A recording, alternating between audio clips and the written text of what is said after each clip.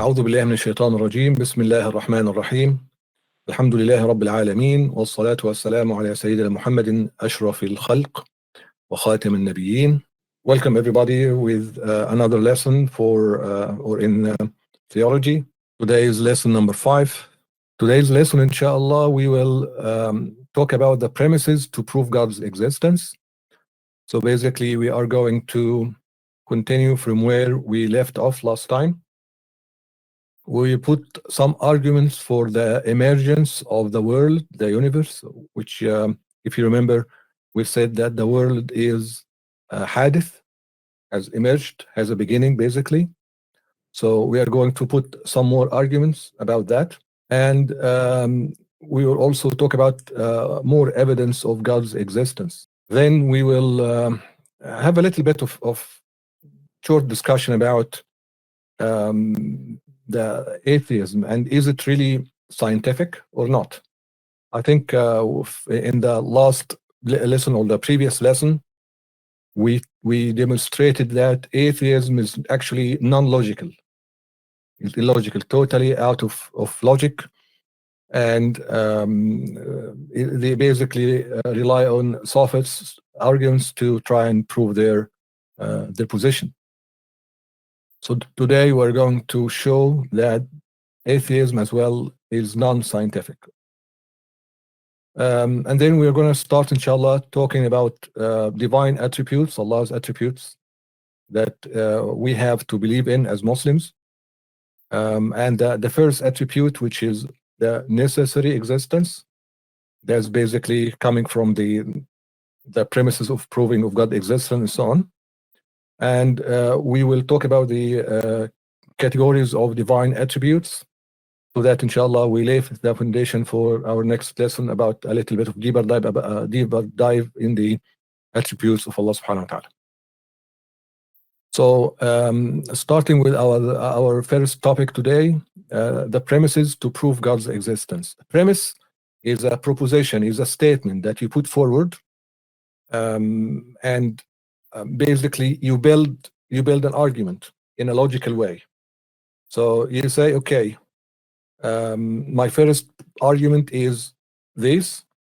My second argument, or my second point of the premise is that if A and B is true, so I have A statement, B statement. If A and B are correct or true, then that must lead to something, right? So there's a very simple form of logical arguments.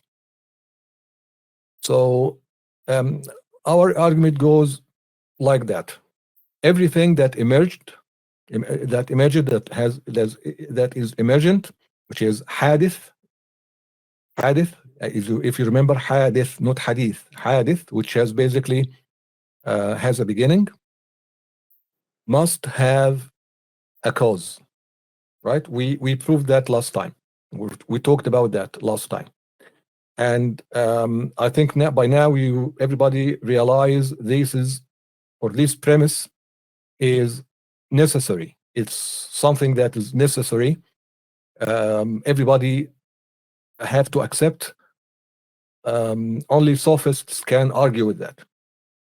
Okay, but if you have a logical argument, if you are thinking logically and rationally, you cannot deny that. Even those who argue with this, when you put them through some other evidence, like, for example, the one that you see in the screen now, if a door has suddenly has opened, your mind will have to think about who opened it, why it was opened. You cannot just sit right there and say, okay, it just opened by itself. It can't happen. If you have your son with you, or a kid, or your brother's younger brother, or whatever, and the door opens suddenly, he will be rattled, because he knows that the door has to be opened by someone. If he knows who opened it, then he will be comfortable. Maybe his dad or his older brother, or just open the door. That will be fine. But he will be rattled because he knows there is something that opened it and he can't see. What is it? When you tell him that is a wind, for example, he say, oh, okay, that's a wind. So there is a cause, there is a reason that was opened. If it is not the wind, then it could be a jinn. What is it? It's something that you can see. But your mind will never accept that it just opened by itself with no cause, right? So that's why this premise is basically necessary. Okay, although we talked about it last time and we gave some examples and so on. So that's the first premise. The second premise is that the world is emergent. The world, the universe, the creation, everything that we see around us has a beginning, which means that in at some point of time back, billions of years, some point of time, it wasn't there, it did not exist, and then it existed. It came into existence. Because it came into existence, there must be something that caused that to happen. Right. So the first part, as we said, everything that has emerged must, like, came into existence. There must be a reason, something that brought it into existence.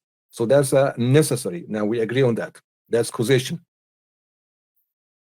But the second premise here, which is the world is emerged, has a beginning, it's also clear, but actually it may need some evidence, and that's what we're going to talk about. Because philosophers or people who argue that the world is not emergent, like say it has no beginning. Okay, so we need to put some evidence to support our argument or our premise here. Okay, but you see what's gonna happen here. We say A, B, and because A and B is correct, then something must happen, as we're gonna see, or the result of this argument will come here later on, and you'll see it later on. All right, so the world is emergent, has a beginning. That's our second argument. Okay,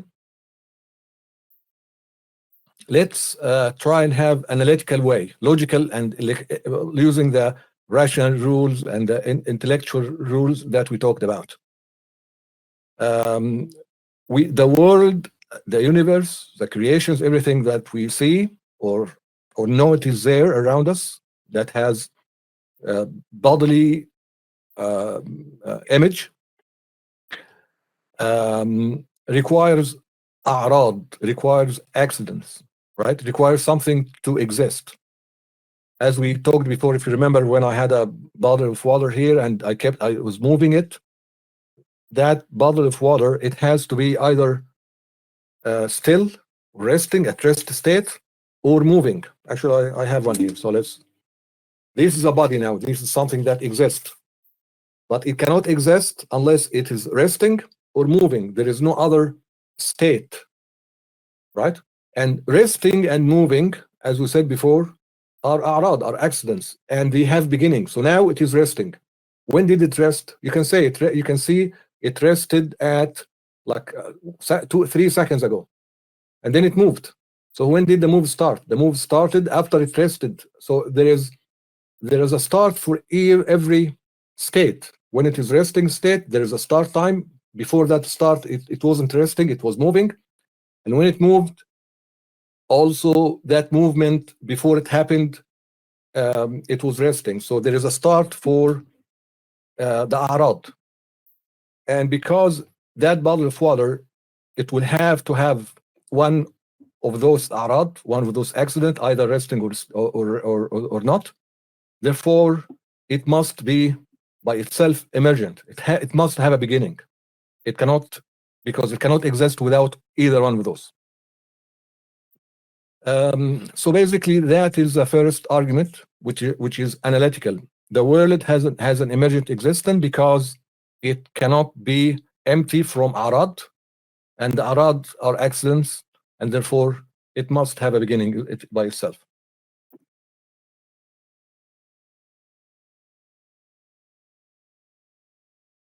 Someone is asking, so everything in existence must be in motion or stagnation? Yes, everything will be either moving or resting.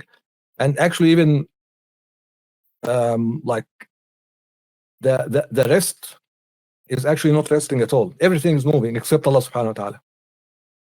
in haqiqa, like at the prime level, everything is moving.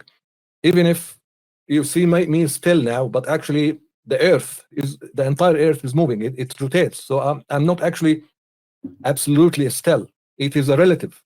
So everything is moving and or at rest, relatively to something else, except Allah subhanahu wa ta'ala. There is like nothing can move him or nothing affect him. So everything's affected except Allah subhanahu wa ta'ala. Right. So now let's have a little bit of observational or science-based approach on the fact that the universe or the world and everything in existence, except Allah, طبعا, of course, has a beginning. Okay. Right. So the argument goes this way: had the world been with no beginning, let's flip it. Okay. We say the world, the universe, everything, creation except Allah has a beginning. Right. Now, if that wasn't the case, let's say, all right, if the universe and the world, and by the world, by the way, it means al-alamin, like Allahu Rabbul Alamin. So al-alamin is all the world, is everything except Allah subhanahu wa ta'ala. So when we say the world, the universe, we mean everything except Allah subhanahu wa ta'ala. So let's assume hypothetically that the world is beginningless, has no beginning. Okay, so it goes back in existence infinitely, like infinite time back. There is not 100,000 million years. It's basically just goes infinity in infinity. Now, if that is the case, then the world wouldn't have exist in the way that exists now. It would have been impossible for the world to exist in the state that we have it now, right? But we see that it actually exists and it is here in certain way, and therefore it must have a beginning, right? So that's the argument. If it was a beginningless, that will result in the world not being in the state that we see now, but it is actually indeed in the state that we see now. Therefore, it cannot be beginningless. It must have a beginning. All right. So this is an argument. So how can we like apply that in the world and what we observe? Because we said it's an observational way. All right. So the world has no beginning. So basically, that's the argument. The world has no beginning. That's the hypothetical argument that we are going to disapprove or disprove. So, but it says that if it has no beginning, the sun, the stars, actually these stars, okay, the stars, the moon, Mars, all those other planets and everything in what you see around us has no beginning. That's what it means to have a beginningless universe, which means it exists or they exist in infinity in the past. All right, so had that been the case, the sun, the stars wouldn't have been in existence in the way that they are now. Why is that? Because the sun, the stars are basically energy. They emit light to us. And that light which emits to the universe through the stars all over the universe, the light here, as we know, it is a part of its own mass. So if we assume on a daily basis that the sun emits some particles, a portion of its mass, even if very, very small, since the sun, we can see that it has like limited mass. It's just very simple because it has limited mass and it loses some of that mass on a daily basis. It will have to either disappear at some point of time or loses its energy because it's limited. We can see it is limited and it loses some of that every day. But we see the sun now, like in the sky, lighting our days, basically. which means that it hasn't lost its entire mass yet. It hasn't lost all of its energy yet, which means it has a beginning, right? Because if it goes back in infinity, no matter how big it was, it will have to lose its entire mass at some point of time, because infinity is bigger than anything else. It's bigger than any number you can imagine. Infinity basically means it has no limit. It goes back forever. Okay.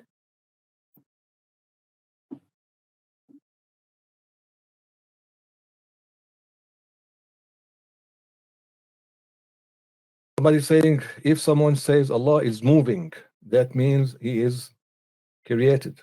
Yeah, he cannot be moved. Allah subhanahu wa ta'ala cannot move. Like, movement is an impact, an effect of something. Something has to move you. That's why we say, or like, Allah subhanahu wa ta'ala is the first mover. He moves everything, but nothing affects him.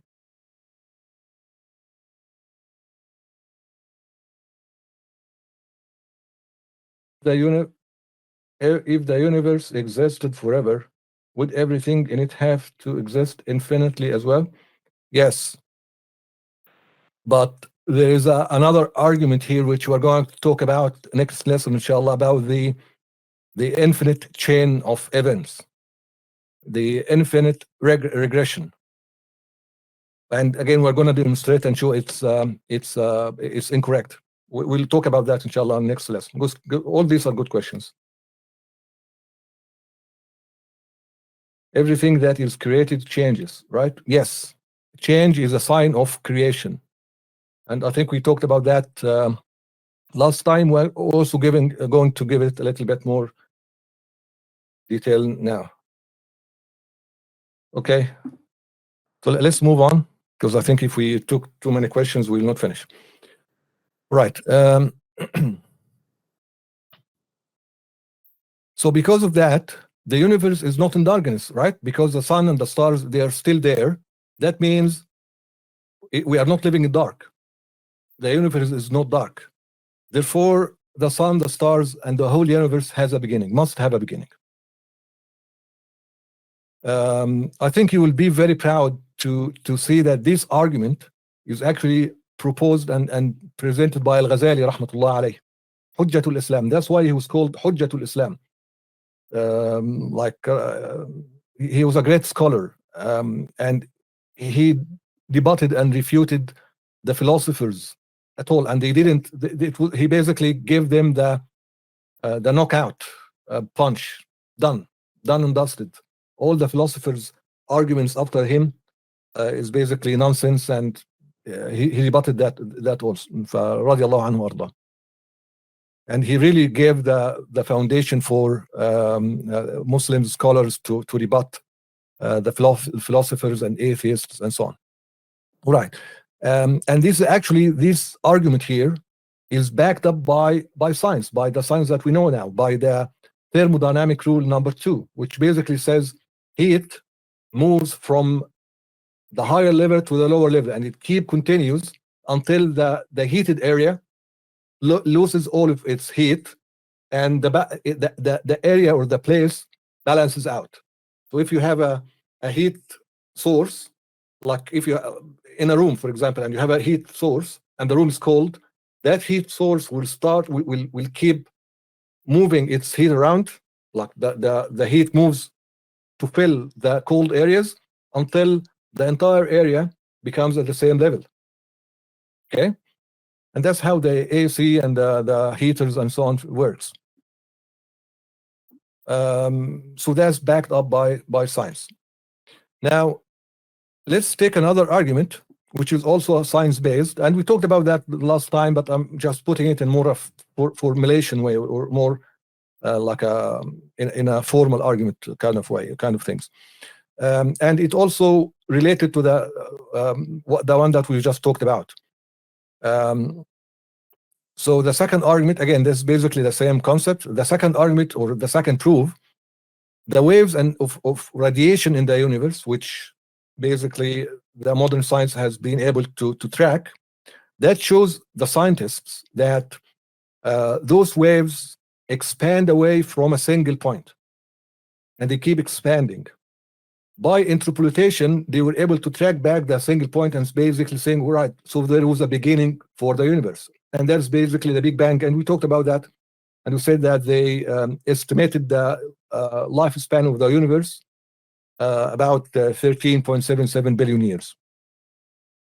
All right, so let's go back then to the premises to prove God's existence, the argument. We said everything hadith has to have a cause, right? Anything that came to existence, there must be something that brought it into existence. The world is emergent. We proved that now with many evidence that we've just demonstrated. Therefore, the world is contingent on something else to grant it its existence. That something is God, right? Others, I mean, a lot of scientists who are still like atheists will say, yeah, there is something that caused the universe to come into existence, but it is not God. It's nothing. It's basically nature. So what is nature? Define nature. And basically they go in loops, again, like nonsense. They just don't want to admit there is a God, in the meaning that there is an intelligent designer, there is an entity, there is a being, superior being, that instructs us to do something and don't do something, and there is a life after this life, and blah blah blah and so on. All these our basically our set of beliefs. They don't want to say that. They say, okay, that's basically putting a lot of burden on us. We want to be free, right? It's out of arrogance, really. So anyway, because of that, God subhanahu wa ta'ala, his existence is a necessity. So that's why Allah subhanahu wa ta'ala is also called wajib al-wujud. Wajib al-wujud. Necessity existence, or the necessity existence being, like the Allah subhanahu wa ta'ala have to exist. It cannot not exist. If Allah subhanahu wa ta'ala doesn't exist, we will not have this world. That's the main point, right? But because we have this world now, because we are here, we know there must be a God that created us. There must be a necessary being that created us. Now that necessary being created us with free will, and he has orders for us and sent us messengers and so on. That's what we're gonna like talk about in like as we go with the Kharida, inshallah. Okay.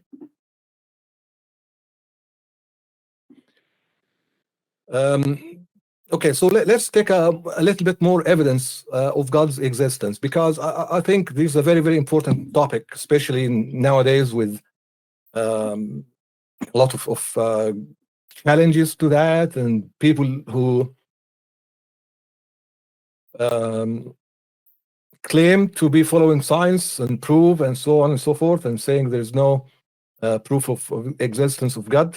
So basically, we need to make sure that actually there are a lot of existence, a lot of proofs of existence of God. But basically, as we said before, there are 3 channels of knowledge, and basically they are just looking through one of them, trying to use it for everything else, which is nonsense, doesn't work.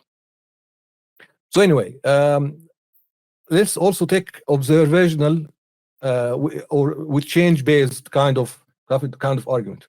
And this argument is actually the Quran. Allah subhanahu wa ta'ala used it in the Quran, in the story with Ibrahim alayhi wa ala nabiyina salatu wasalam, when he was refuting the celestial worship.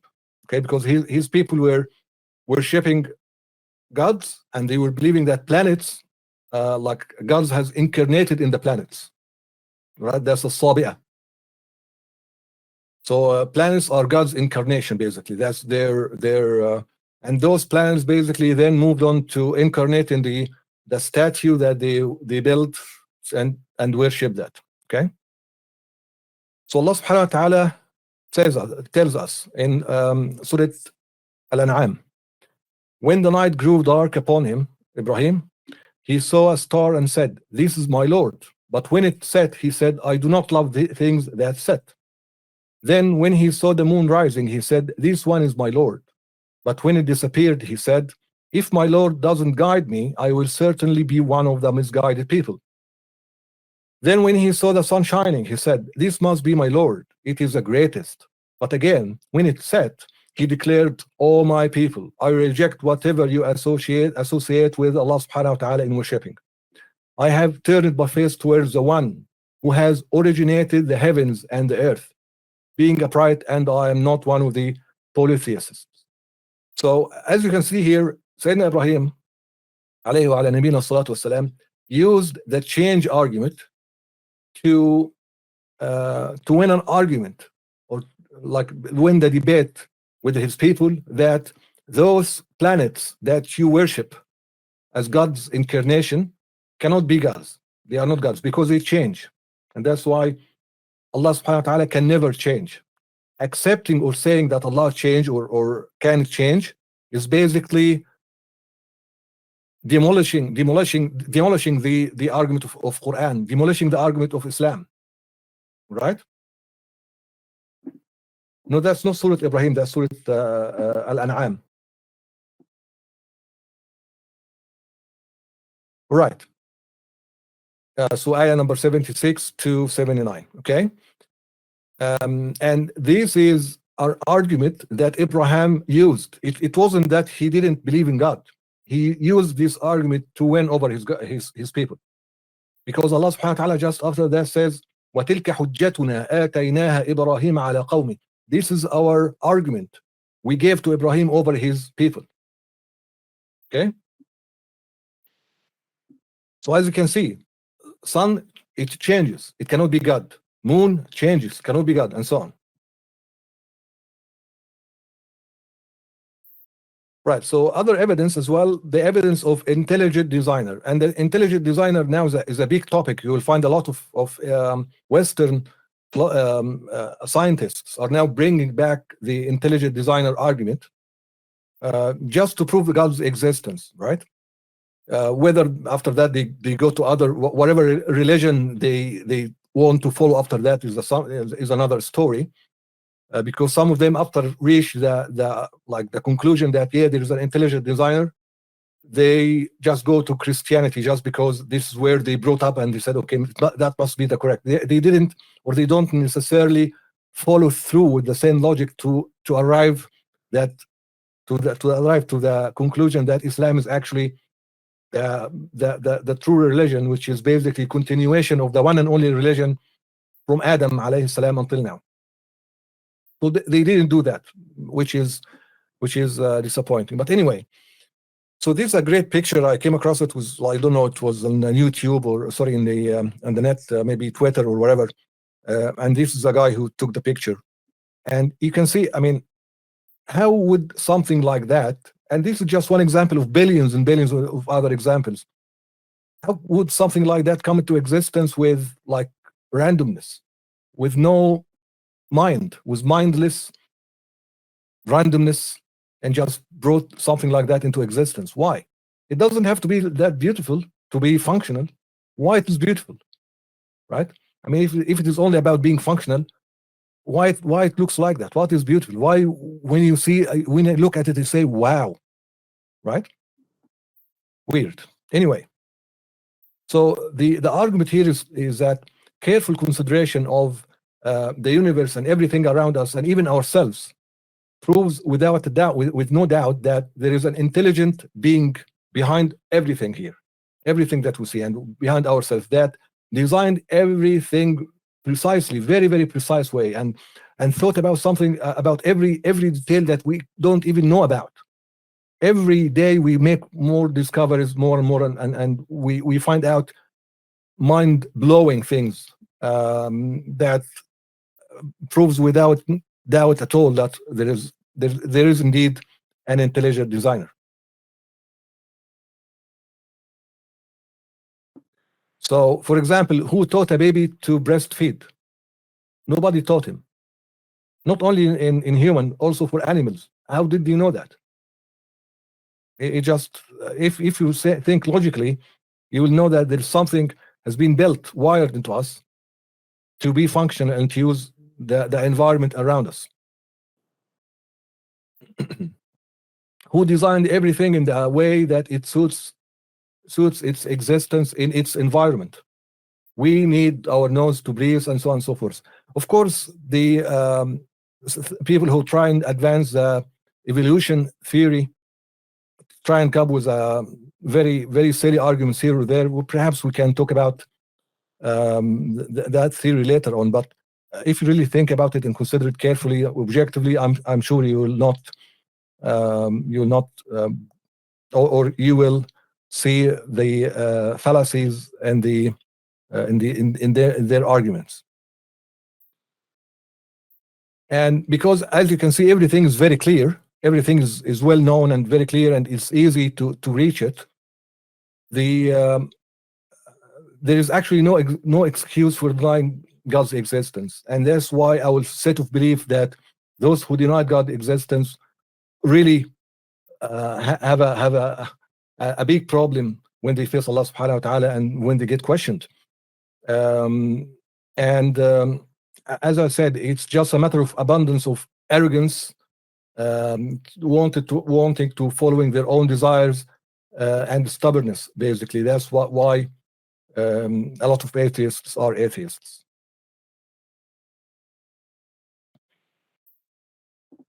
There was one of the most renowned atheists out there, and perhaps he was their champion for decades, fighting for their purpose and advancing their arguments and so on. He wrote a book during his prime ages, like prime time, and when he was young and going into that kind of thinking. He wrote a book saying there is no God. And then after like many years, as the time passes and so on, he actually came to the conclusion there is a God. So basically, he went back and changed his mind.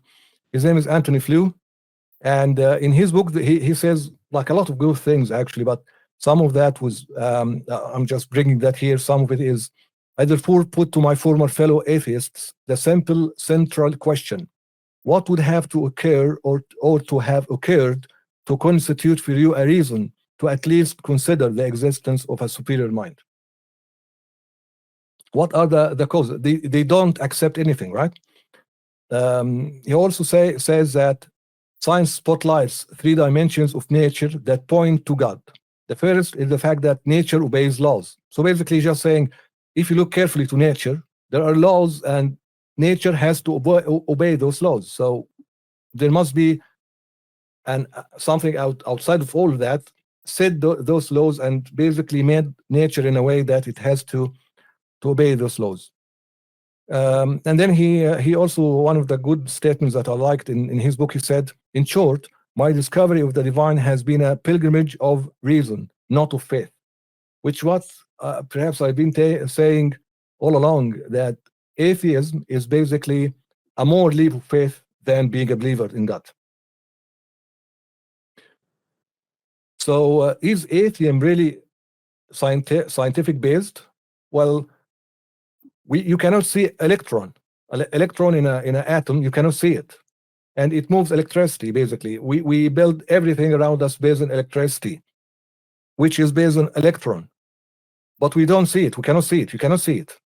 You cannot see gravity. Again, you build a lot of laws and a lot of inventions and so on that you use, and they work fine based on that. Atheists believe in them, but they don't see them. They cannot see them, observe them in a lab, but they can observe their effect. So why do they want to see God in lab? Why do they say the only way to believe in God, I have to see him in a lab? Right? As I see the other things. You cannot see electrons, you cannot see gravity, and you believe in them because you see their effect. Right. We have just presented a lot of effects of God, Allah subhanahu wa ta'ala. Why don't you believe in him then? Right? It's weird.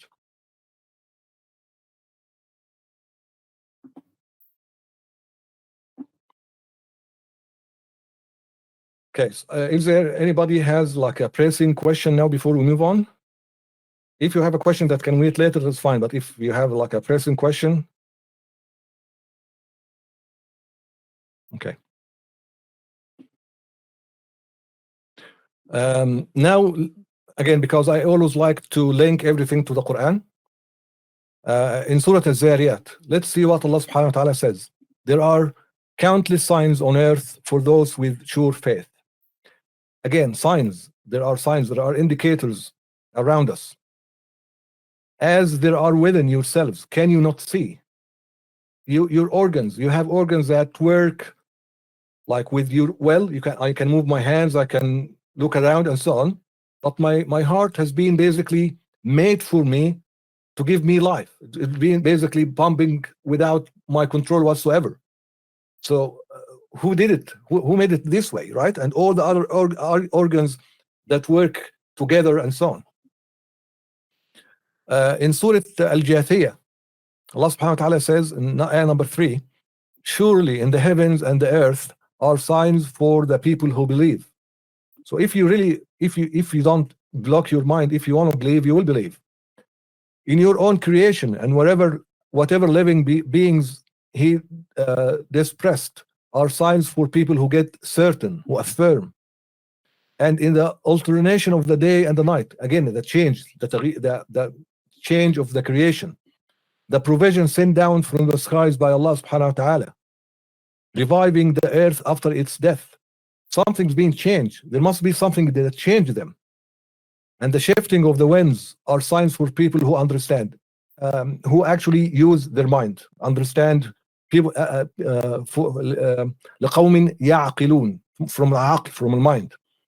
So you can see the categories of evidence with the corresponding type of people who will look into it. So that for every liking, there are enough signs for you to consider and reach the truth. For believers, heavens and earth, you can just look generally, anything around you, you will reach that. If you need to confirm more, be certain, you can see the creations, look at the creations and yourself. If you are somebody who uses their mind and need a logical argument, the change, alternation of day and light, the reviving of earth after its death, there is something that caused that. There is a changer, there is an effector. Okay, so I mean, we could take very long time just talking about those 3 ayahs, but just try to consider them and see how, like the type of people. These ayahs, people who believe. This ayah, people who get certain, affirm. This ayah, people who understand. So it's also gradually taking people from you believe and then you affirm and then you fully reach a conclusion and fully understand. Okay, so let's go back to Al-Kharida and link all that to Al-Kharida al-Bahiya. Let's talk about the attribute of existence, which is the first attribute. Imam al-Dardir is saying فَاعْلَمْ بِأَنَّ الْوَصْفَ بِالْوُجُودِ مِنْ وَاجِبَاتِ الْوَاحِدِ الْمَعْبُودِ, which basically, so know that being existent is a logical, rational necessity for the one, Allah subhanahu wa ta'ala, the worthy of being worshipped. فَاعْلَمْ بِأَنَّ الْوَصْفَ بِالْوُجُودِ, that Allah subhanahu wa ta'ala exists. من واجبات الواحد المعبود, something that is necessary. It is, your mind cannot accept non-existence of God. Okay, and then he say, why is that? إذ ظاهر بأن كل آثار يهدي إلى مؤثر فاعتبري. For clearly every effect leads to the existence of an effector. Thus carefully consider. Yani that's something that you need to think about. Anything that has an, like, if you see an effect, you must link that to something that causes that effect. There is an effector. وذي تسمى صفة نفسية ثم تليها خمسة سلبية. وذي, basically referring to the attribute of God's existence. This, which is the necessity of existence, is called the attribute of essence, or صفة نفسية, followed by 5 privative or negating attributes. ثم تليها خمسة سلبية. So here he will start to talk about another category of attributes, which we're going to talk about inshallah next time. So basically here he talks about the صفة النفسية, which is al-wujud, existence of God. Basically, because of everything that he said in the poem and everything that we talked through, like said, so until now. And there is just a small thing that perhaps I want to talk about here. For clearly, every effect leads to the existence of an effector. Okay? Now, you might think, all right, so Allah subhanahu wa ta'ala affected and caused the universe to come into existence. What caused Allah subhanahu wa ta'ala to come into existence? That's basically a question that every kid asks, right? Who created God? Now, we are going to expand on this inshallah next time, but I'm going to give you just a very simple, very simple argument here. First of all, be mindful that he said every effect, not everything, every effect, something that has been affected. That's why we say Allah subhanahu wa ta'ala cannot be affected. There's nothing can affect Allah subhanahu wa ta'ala, because if Allah subhanahu wa ta'ala is receptible to being affected, then he is being created. There is no way around it. So we differentiate between things that can be affected and come into, and that's basically everything except Allah, and Allah subhanahu wa ta'ala is something else. So we make that distinguishing. And the argument here, or the response here, is anything in existence, either created or creator. Okay, now around us, we proved with everything that we've been through so far, we can say comfortably that anything in existence is either created or creator. We saw the universe, we saw the world, we proved it's emergent, we proved it's basically being created. And because it's being created, there must be a creator, right? If something's being created, it cannot be a creator. The reality of things cannot change, right? Remember what we talked about last time, that the reality, if you think logically and with the rational rules and so on, things has realities is not changed. The truth of things, the facts are like, if established, facts cannot change. And the only people who argued against that were the sophists. If you remember, we talked about that last time, right? So if something is being created, it is created. It is being created. Its essence cannot change to be creator, right?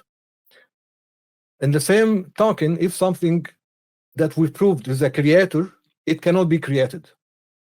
So universe created, done and dusted. There is a creator for the universe, which is Allah. Because Allah is creator, he cannot be created. Okay, so this is basically the argument. Very simple argument and very powerful. But as I said, we're gonna talk a little bit more about this. There's something called infinite regress. We're gonna talk about it inshallah next time.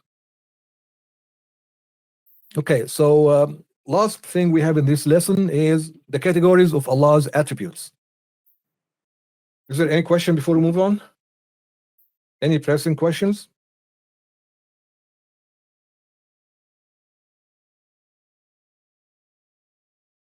God change established fact. It depends, what are you talking about? Facts, which is possible, anything that is under possible category of like, remember our impossible, possible, and necessary. If it is possible category, like adi, like normalcy, Allah subhanahu wa ta'ala can change anything. I exist now in front of you.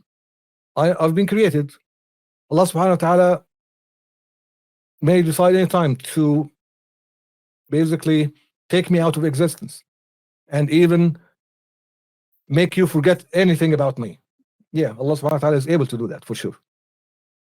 Okay, but we're gonna again revisit this question with a little bit more detail, inshallah, when we talk about al-Qudra, because your question is about the sifat al-Qudra. Okay, so we're gonna all powerful, Allah subhanahu wa ta'ala, all powerful. So we're gonna talk about that inshallah next time, or like in the next lessons. Is there a name for the argument you just mentioned?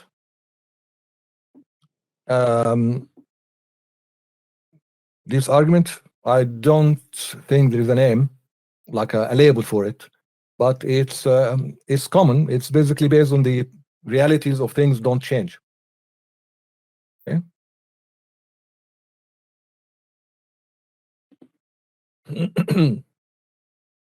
Okay, so the first category of attributes is the attribute of essence, or nafsiyya.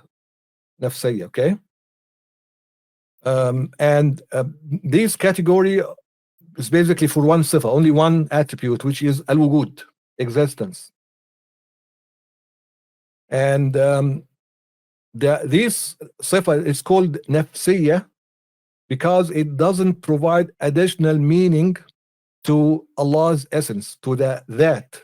This is that. That means essence of something. So I am a that. My that is my body, and the way I look and everything. So that's my that. My a'rad, my accidents, is my color, right? That I move. I sometimes arad al-haraka, I start moving. I get accident of haraka, so I move. I get accident of rest, so I rest. Okay. So Allah subhanahu wa ta'ala, everything has that. Allah subhanahu wa ta'ala, that his essence is different from any created thing. It's totally different. You cannot imagine Allah subhanahu wa ta'ala. Anything that you imagine in your mind or comes to your mind, Allah subhanahu wa ta'ala is different, because everything you can imagine is actually a creation of your imaginary. It's a figment of your own mind, and Allah subhanahu wa ta'ala cannot be a figment of your mind. Allah, okay. But we say the word that because it's just language. We're trying to use the language and refer to something that we cannot even imagine. Allah, who is Allah subhanahu wa ta'ala. Right. So as we said, there is only one attribute here, which is al-wujud, and Allah subhanahu wa ta'ala is the only necessary existence, only necessary being. The second category is attributes of privative or negating, salbiya. We call it in Arabic salbiya.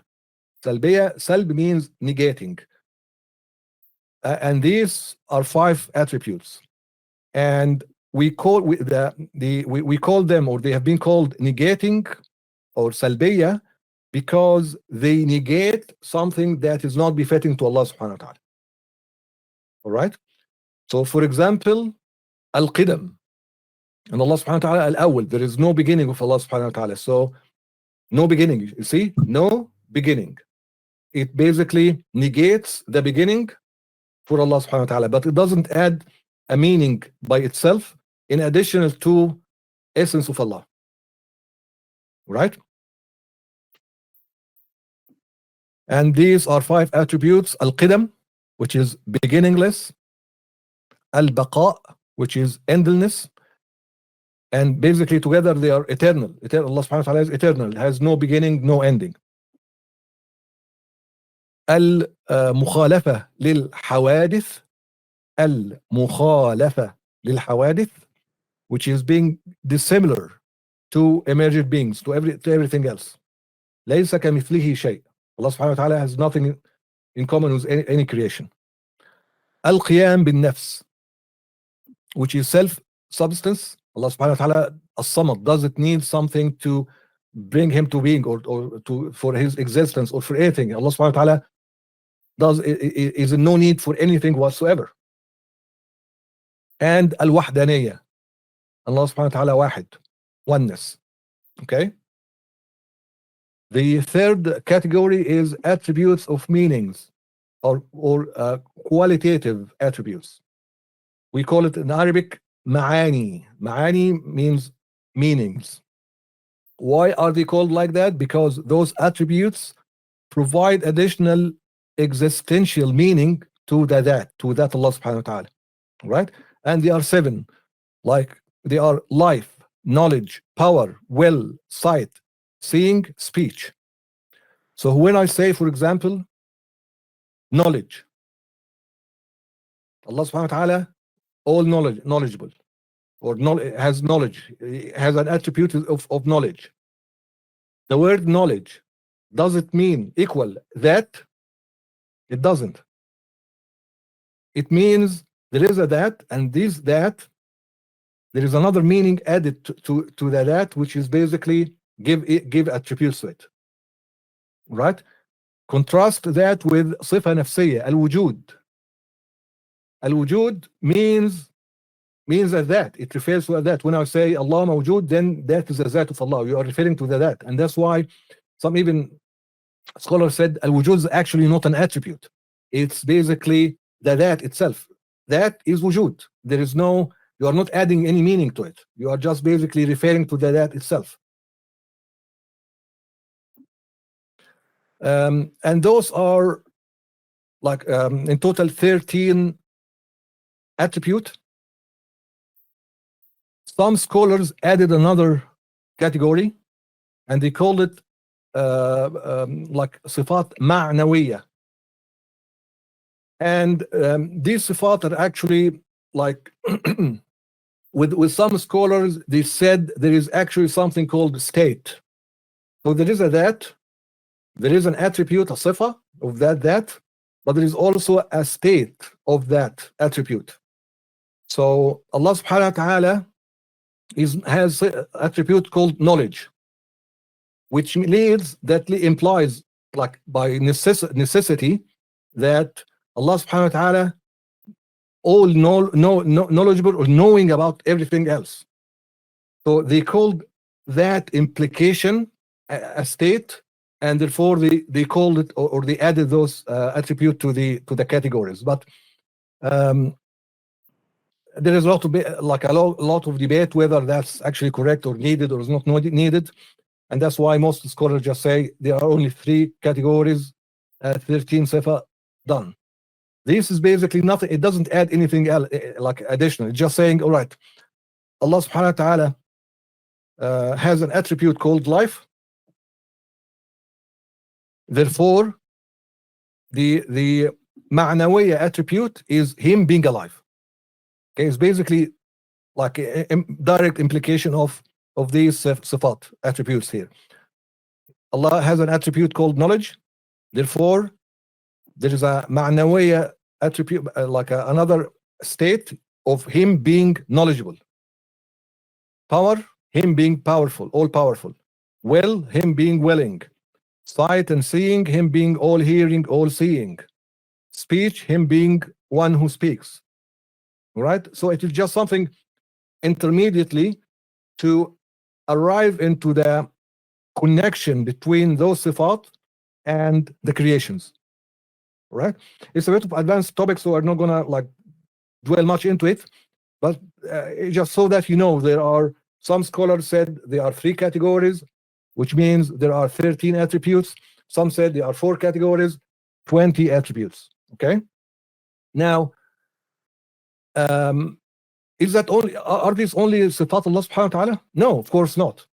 So scholars agree that sifat Allah subhanahu wa ta'ala, you cannot even comprehend them. They are infinite, because Allah subhanahu wa ta'ala that is infinite. You cannot comprehend it. There are so many sifat.